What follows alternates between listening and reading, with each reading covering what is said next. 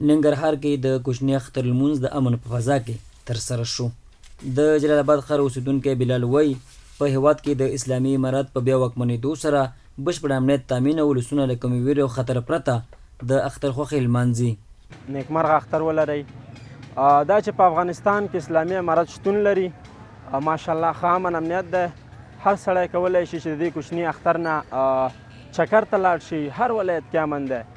د جلال آباد ښار یو بل اوسیدونکی جواد بیا وایي سږ کال کوچنی اختر داسې مهال راغی چې ننګرهار کې د پسرلي موسم پیل او د نارنج ګل خوشبویي خپره شوې چې چاپېریال ته یې ځانګړې ښکلا وربخلې ده. نوموړی دغه راز له نورو هیوادوالو غواړي چې د اختر د خوښیو د لمانځلو او تفریح لپاره دې ولایت ته سفر وکړي.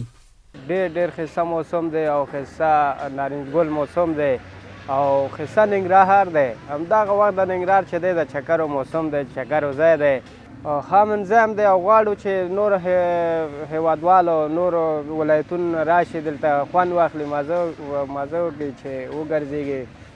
د جلال آباد ښار اوسیدونکی ناصر خان بیا د هیواد له زړورو امنیتي ځواکونو مننه کوي او وایي چې د دوی د هڅو له برکته ولسونو ته د هوساینې او د اختر د خوښیو د لمانځلو لپاره ډاډمنه فضا برابره شوې ده. شکر الحمدلله مونږ د وړوکي اختر دلته کې په د امن په فضا کې تیر کړو چې ډېر خوند یې وکړو او د امن ځان ته هر وخت اختر دی. نو مونږ د خپلو مجاهدینو نه ډېره مننه کوو چې هغوی مونږ ته امنیت ونیو. دغسې د امن فضا کې په خوشحالۍ سره مونږ د اختر لمونځ وکړو. په ورته وخت کې د عامه امن د هم ټولي معاون مطیع الرحمن صافی وایي امنیتي ځواکونه به د ژوند تر وروستۍ سلګۍ د خپلې خاورې خلکو دفاع کوي او ولسونو ته ډاډ ورکوي چې په ډاډه زړه سره دې د کوچني اختر خوښۍ ولمانځي. ولسونو ته موږ ډاډ ورکوو چې دغه خپل کوچني اختر مراسم په خوشحالۍ سره ومانځي او تاسو ته د امن عامې ساتونکي دلته په هر ځای کې موظف دي او تر هغې وخته پورې موږ به د دې ساتنه کوو د خپل افغانستان تر څو پورې چې موږ په بدن کې وینه وي.